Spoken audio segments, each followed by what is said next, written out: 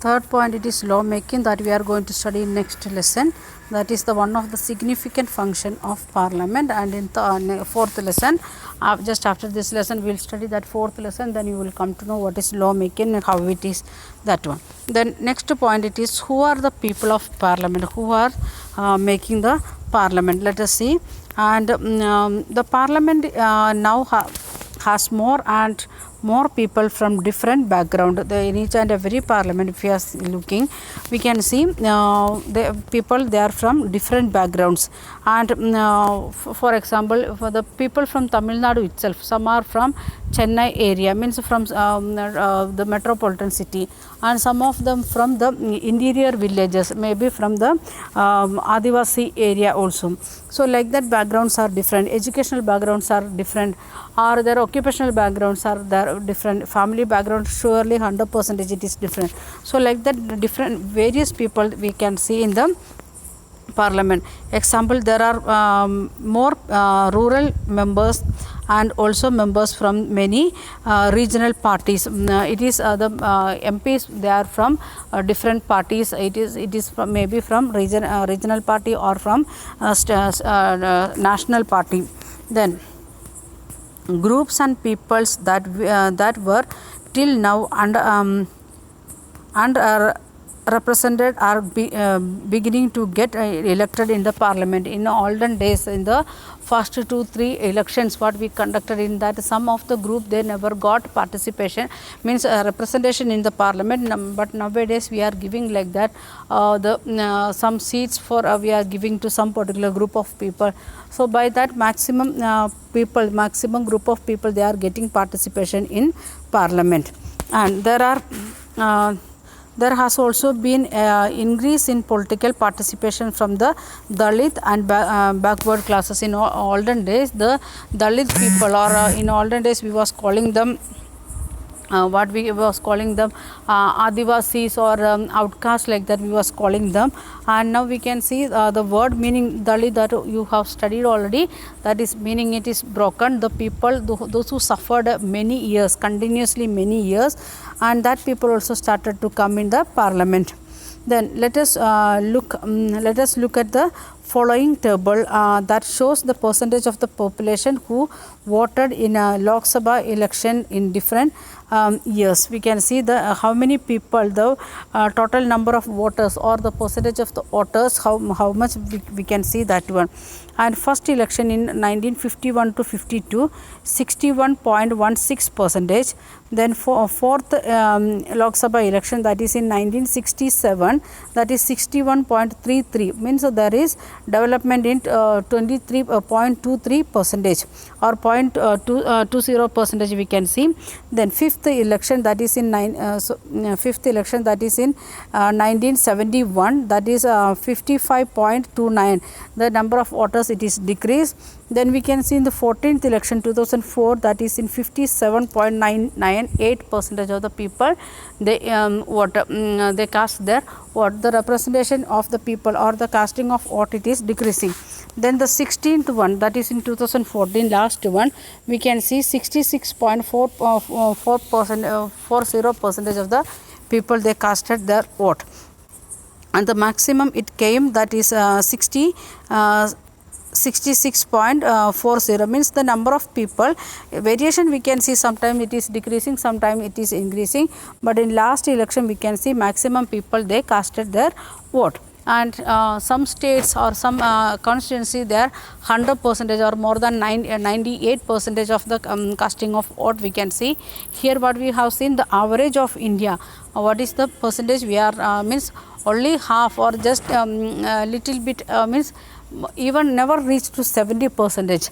And that much people, 40% of the people, they are not thinking about the casting their vote, and they want to get some of the privileges from the government, or government should help them, or like that. The people, they are not aware about all these things. So the total voters in that, all caste groups are there, all religious groups are there, all regional groups are there, all political parties are there, like that every group we can see in that. Okay, next point, it is It has been observed that representative democracy cannot produce a perfect reflection of the society. The representative, we are selecting the representative. For example, in Karur area, there is different types of people. We can see some of them are business people, some of them industrialists, some of them are doing means other some work like farming and other means major 300-400 acres of land farming like that.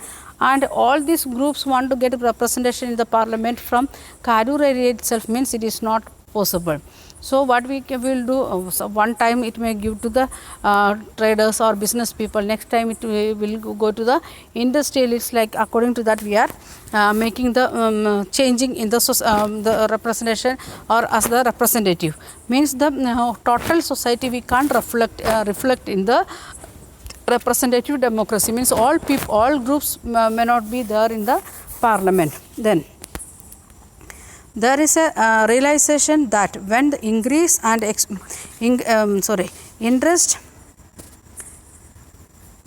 interest and experience separates us, it is important to ensure that communities that have been historically marginalized are given adequate representation. Even though all groups are not coming, but the groups those who have suffered like Dalits, or in olden days we was calling untouchable, like that people also started to come in the parliament. They are also getting the representation in the parliament. And the people, according how we are getting the experience in our life, according to that we will show that interest to thinking about our own nation. And the interest of the people as well as experience of the people, that is important thing when we are thinking about the representative as well as even as a citizen. So now itself 8th standard onwards you can think in a positive way or proactive way how we can help in the our MPs or MLAs, how we can help in our Gram Panchayat or municipality area, how we can participate in that one, how we will get information from them, how we can help them, like that things you can think now itself. The next point, with this in mind, some seats are reserved in the parliament for SC/STs. In the parliament there is a reserved seats. Even panchayat it is compulsory SC/ST ladies, like that. In that itself again we can see SC/ST OBC. Then ladies like reserved seats are there for the local level, means municipality as well as panchayat level election. And when we are coming to the parliament we can see scheduled caste and scheduled tribe seats are there in the parliament, reserved seats are there. This has been done so that the MPs elected from these communities constituencies will be familiar with and can represent Dalits and Adivasis interest in the parliament. So the MPs of this scheduled caste and scheduled tribe, they can represent their own people. They may for example, one of the MP scheduled caste MP selected from Tamil Nadu, any one of the constituency from Tamil Nadu, he is not going to think about only Tamil Nadu, this scheduled caste. He want to represent all the scheduled caste of the India in front of the parliament. As well as one of the MP he selected from Jharkhand area as a scheduled tribe, means the Adivasi, and he want to represent all the Adivasi people. Even in Tamil Nadu, Kerala we are having Adivasi people. That people also should be represented with the help of that particular MP who is elected from Jharkhand area. So the MPs from that particular group, they are aware about the problems of their own group.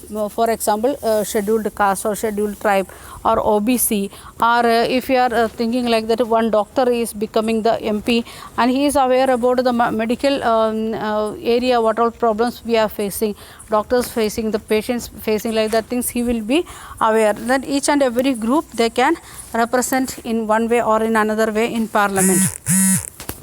Okay, the next point it is, similarly it has more recently been suggested that there should be reserved seats for ladies also. Nowadays we are 1990s onwards we can see the ladies reservation we are speaking in the parliament, even the parliament seats we are trying, and even in the ministry we are asking for the ladies reservation. This issue is still being debated. Still it is not taken that decision, but in panchayat level as well as municipality level we can see the ladies representation, that is 33%, that is compulsory. If there is 9 members or 12 members, 11 members are there in one gram panchayat, in that 4 seats should be kept for ladies, that is compulsory. But in parliament it is not like that, still it is debate is going on. Then the 60 years ago only 4% of MPs were women. In starting means in the time of Jawaharlal Nehru and Indira Gandhi, there was only 4% of the ladies representation. Then today it is just above 11%. Now also it is reached to 11% only, not to 33%. What is the bill want to be passed, that bill is pending, and in that we are asking for 33% of the ladies representation in parliament as well as in ministry. That is still in debate.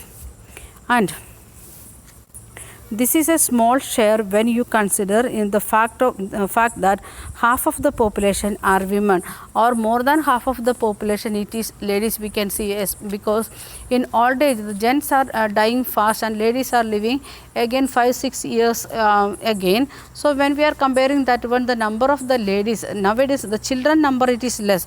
Okay, that I agree. If there is 10 boys in the class, there will be 7 or 8 girls only in each and every class. That is the ratio of the girl and boy child in the means those who are in adolescence or even in youth age. But when I was the school student, if there is 10 boys, there will be 13 to 14 girls or 15 girls in the classroom. That was the condition. And now the girls number it is decreasing or already decreased, and again government taken the different policies for that. Lady means a girl serve the girls and educate the girls, like that. Beti Bachao, Beti Padhao, like that. Some policies taken by the central government. So we can see the difference nowadays. Again the number is coming more or less equal, like that. Then when we are comparing with the average of the ladies in the population, that is 50% 50 gents for 50 ladies are there. So in that when we are comparing the number of the ladies represented in the parliament, that is very less, that 11% means nothing. And again 39% want to get the representation. We are not asking that much, we are asking only 33%, that also in pending. And it is the issue of this kind that that force the country to ask certain difficult and often unsolved questions about whether our democratic system is representative enough. Because of these issues, means all the group of people, all the divisions of the society, they are not getting representation. All at the same time, all ladies are not getting enough representation, like that situations are there. And in that situation we are facing some of the question like that: Indian democracy is a real representative democracy or not? We are having enough representation or not? Then the fact that we can ask these questions and are working towards the answer in reflection of the strength and faith that people in India have in the democratic form of government. We want to think, when we are asking this question, we want to think about the people's attitude, how they are giving the support to the democratic government here in India, and how they are ready to support, as well as how much they are keeping trust on that democratic government. That we can see, even though it is not that much a representation, it is not proper representation, we are not getting that one for each and every group that is there. But at the same time, people of India, they are giving much trust and support to the parliament or the government. And we can see the glossary, and here it is given: approval means to give one's consent to and be favorable towards something. In the context of this chapter, it refers both to the formal consent through elected representative, and the parliament has as well as in fact as the fact that it needs to be continue to enjoy the people's trust. Means approval means the approval means giving sanction, okay, saying yes to some policies or some programs of the government or some methods of the government. In that we can see in the parliament through election or in verbally they want to give consent. Then coalition means already we said like that the temporary alliance of groups or parties. In that we can see two or more parties, they are coming together and they are forming. Then next one is unresolved, some questions, some questions or some problems we, not at all solved still, and situation in which there are no easy solution to the problem. When we are solving some maths questions, we are facing like that. Once we tried, it is went wrong. Second time also we tried, that also went wrong. Then we are asking doubt to teacher, and teacher also helping us, and that problem solved. Again the same model problem if we are getting, we can't solve it easily. So like that some questions are there. For example, ladies representation in the parliament, that is one of the unsolved problem here in India. Then we can see the exercise in that. Here it is given the picture of India, India with its constituencies. We can see the constituencies in that 412,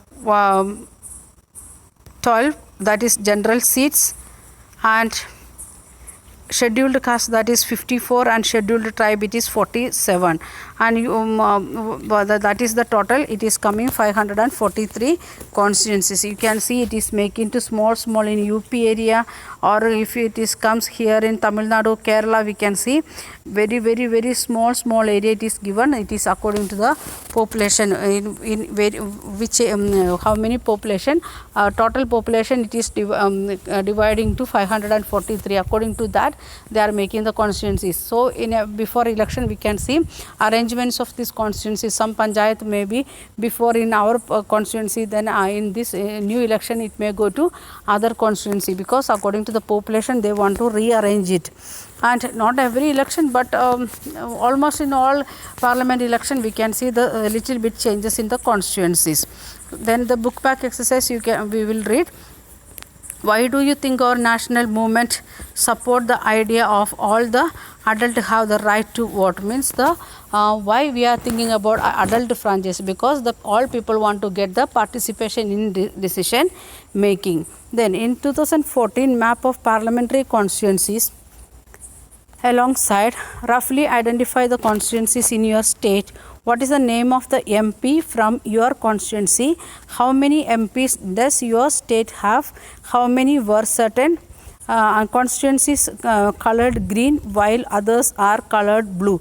What is the reason that is given, and what is the name of your MP, and what are the names of your Tamil Nadu MPs, and you want to find out which areas it is given for scheduled caste, scheduled tribe, which name of that particular constituency also you want to find out. Then by this we are completing the lesson. The rest of the exercise you can do by only one more question that you can do by yourself. Thank you. Have a nice day.